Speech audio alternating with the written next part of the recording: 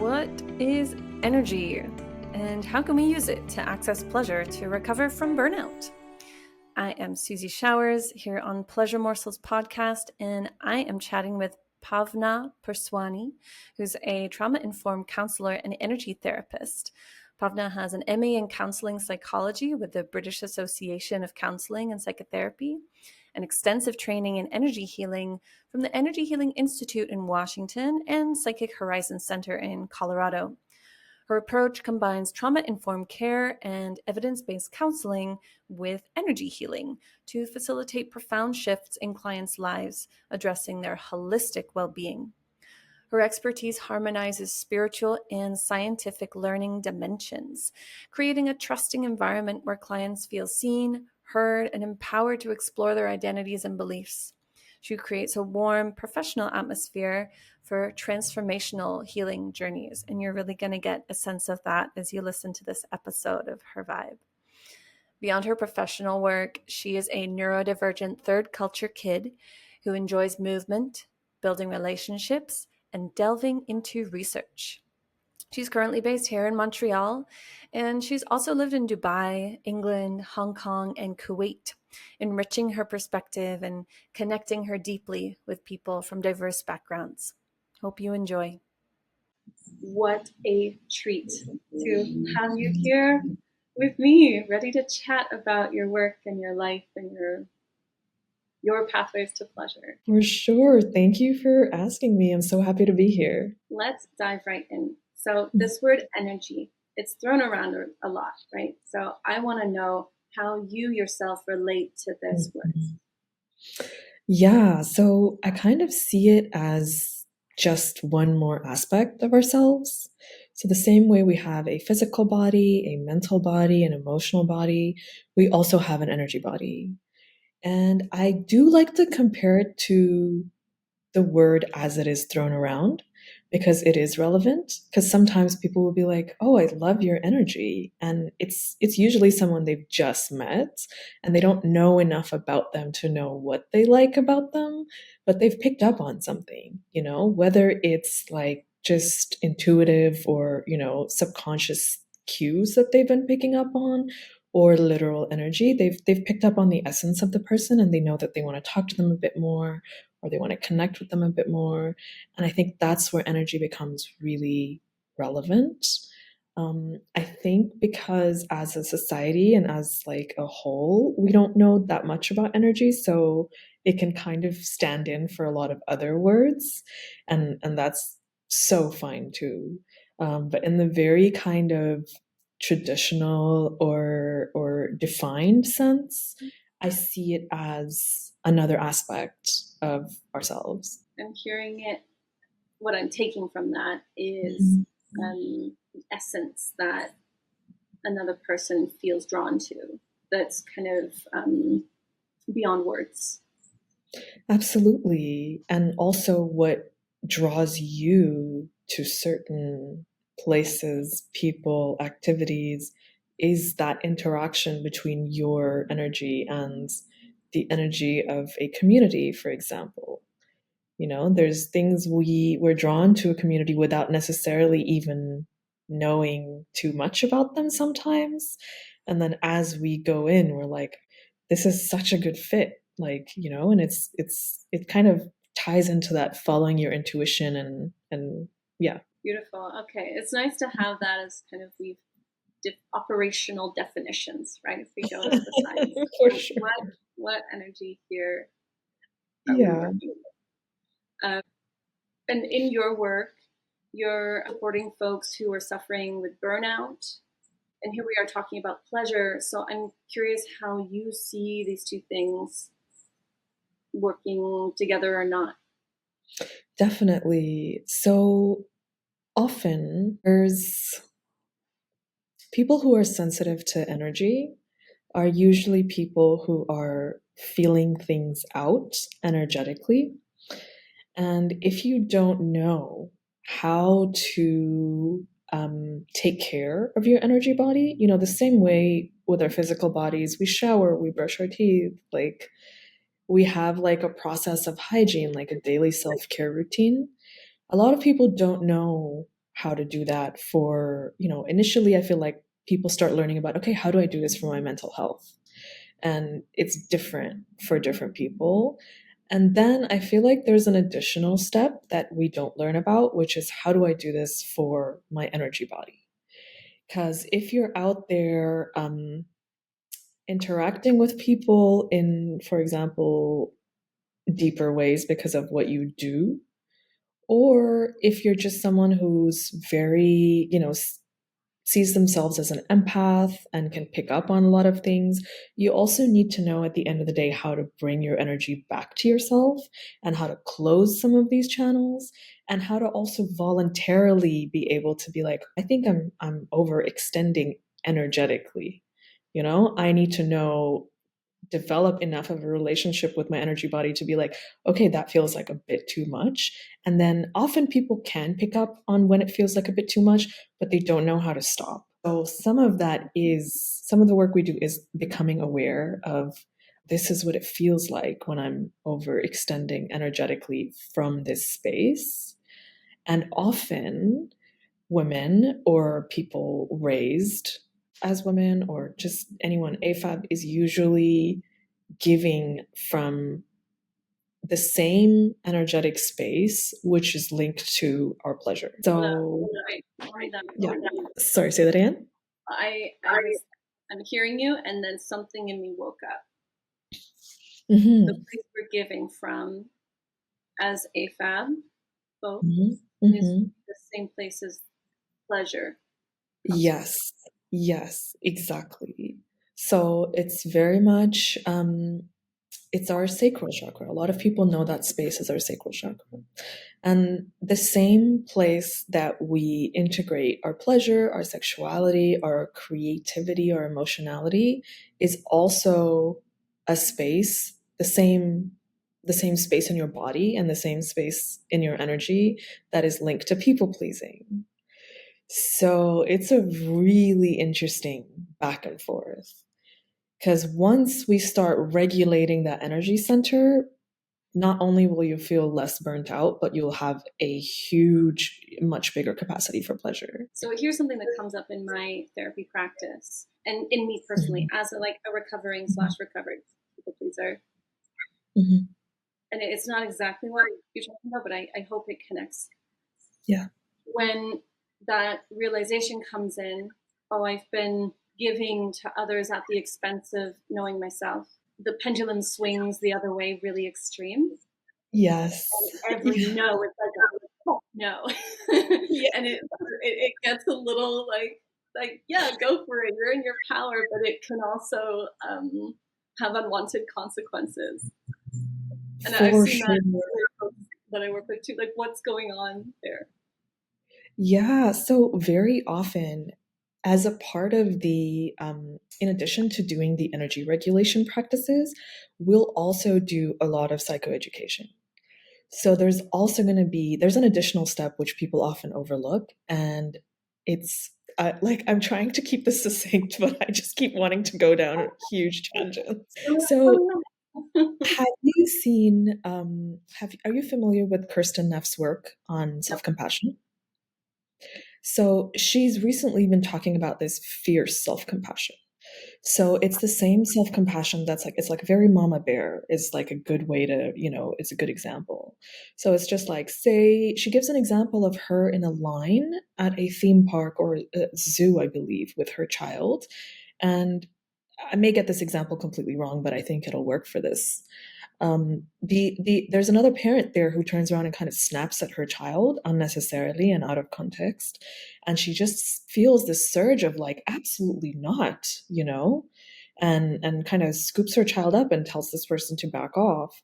And that is something that often as people pleasers we can lose that reflex, or we've overridden that reflex so much that it's kind of just a bit lost.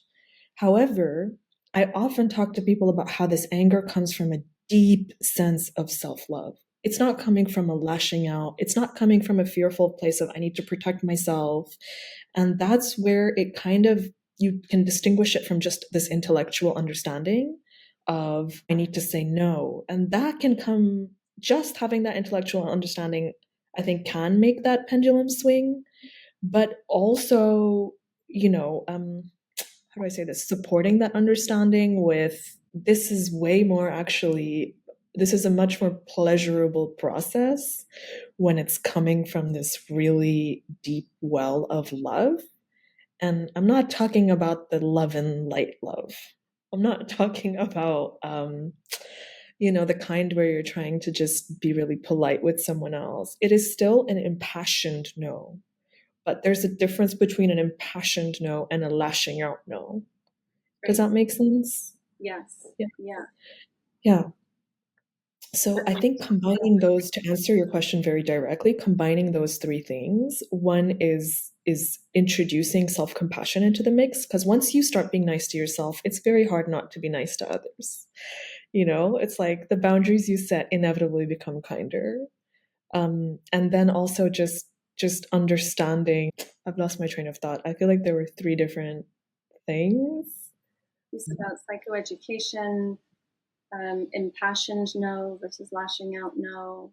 And then the energy regulation piece kind of helps integrate it really naturally. Yeah, yeah. It's still work, it's still practice, but it's a gentler integration. So I can imagine it as the boundary is coming from a deeper place of self-love and understanding what you're capable of and not. That's maybe the more impassioned. And then the lashing out is, I think you were saying, I should say no here. It's more in the kind of the cognitive Yeah. hair trigger. Yeah. 3 simple steps to saying no. 3 simple but not easy steps. That's it. Yeah. 3 simple lifelong steps. Yes, that's it. That's exactly it. Okay. So, as a third culture kid, you've lived in a lot of countries. You're going to have this unique perspective on colonialist structures. That what is it that we're not getting right about pleasure? It's really ironic that you say that, because I feel like every single move of mine has corresponded to some colonial, it's completely linked to colonialism. So, for example, I was born in Kuwait because my granddad had to leave his home state of Sindh because he was a Hindu in what was now Muslim Pakistan.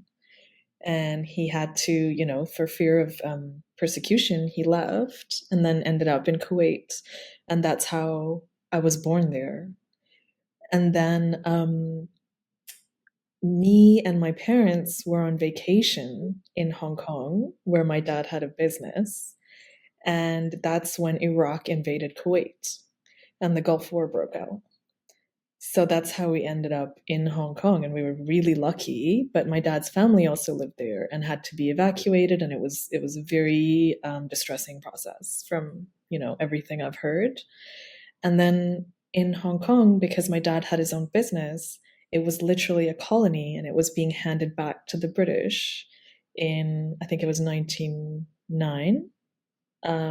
And that's when we left, because my dad was really worried about whether he could continue his business if Hong Kong was kind of subsumed back into China in a very particular way. So there was a lot of fear around and uncertainty. So we moved to Dubai to join my dad's family there. And it's just been one thing after the other. Like every move has been a consequence of these things.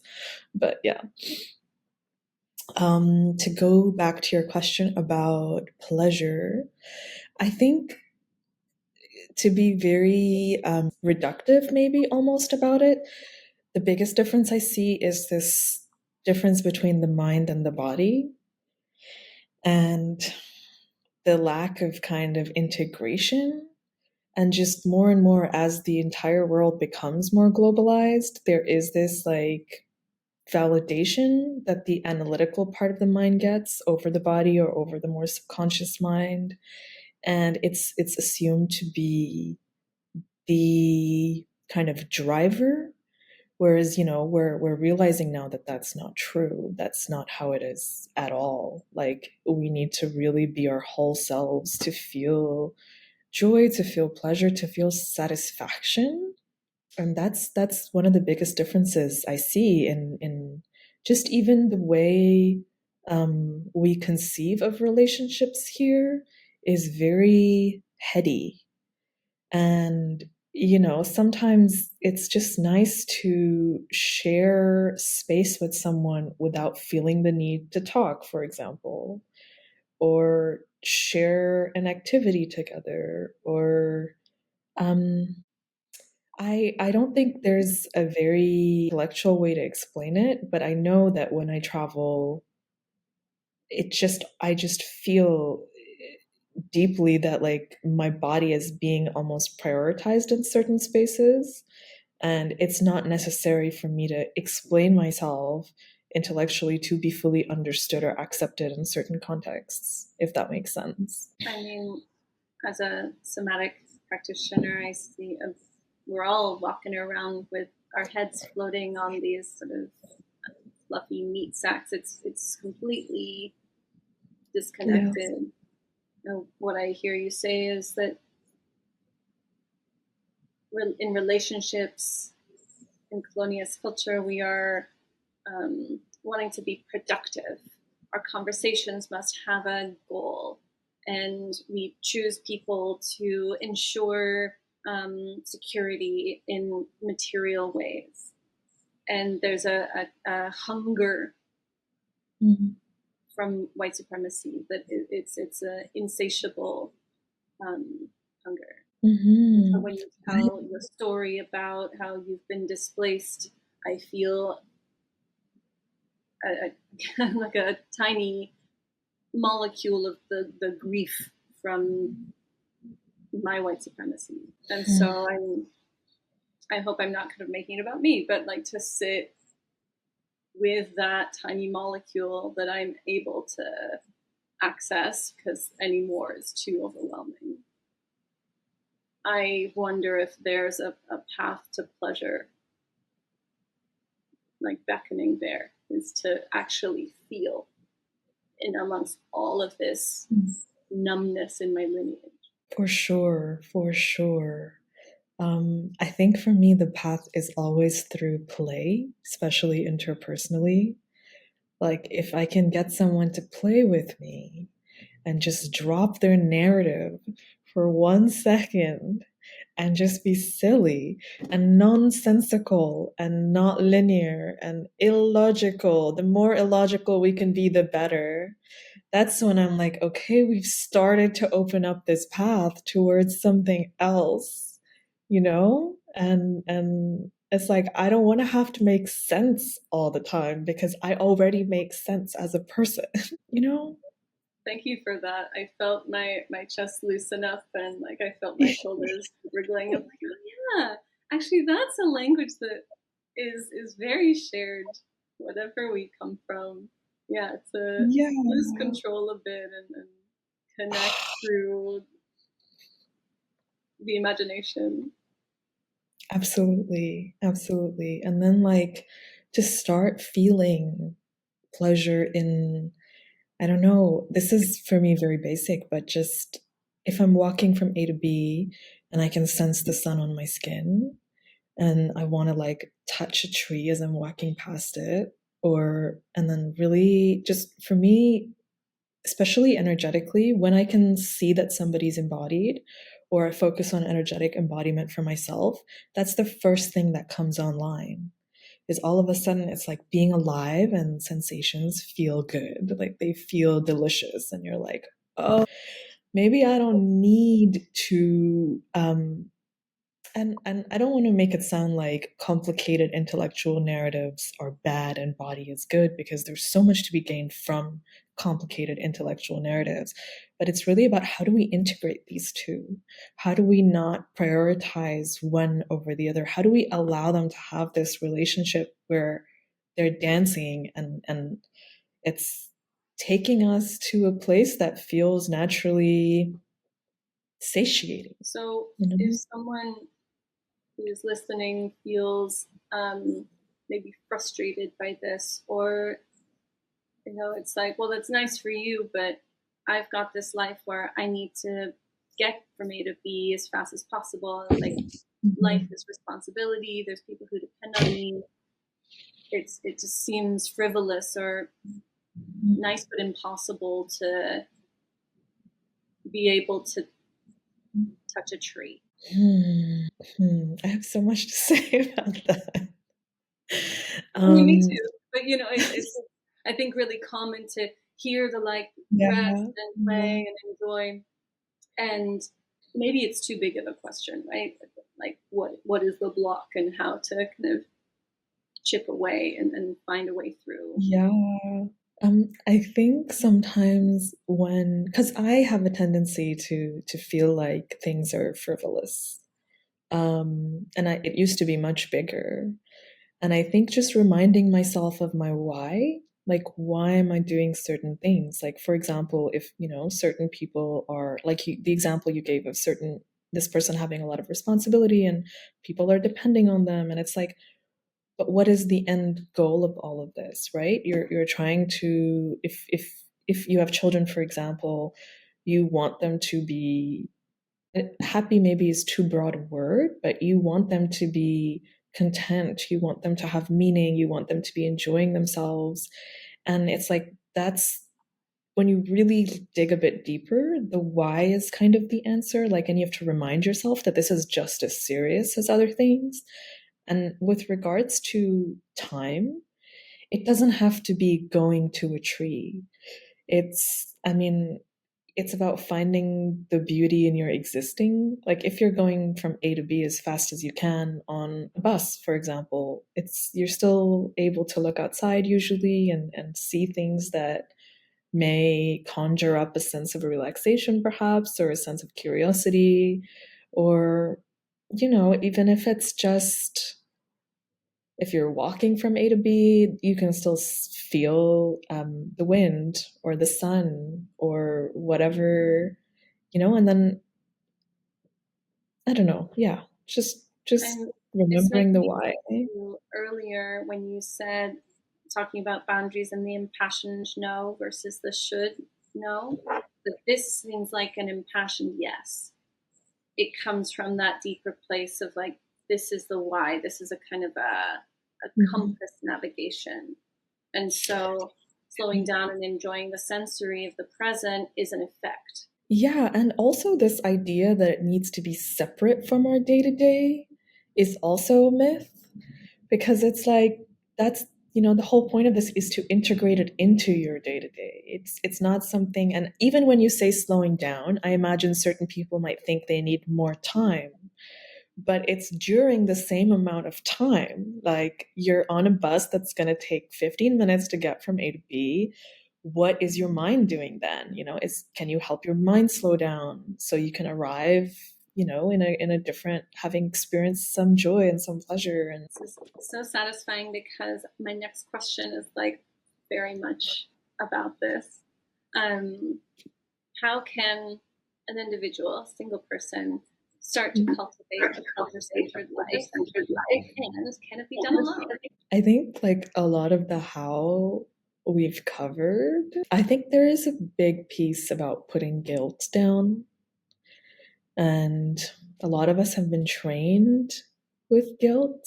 And it's also how we motivate ourselves, with the stick rather than the carrot.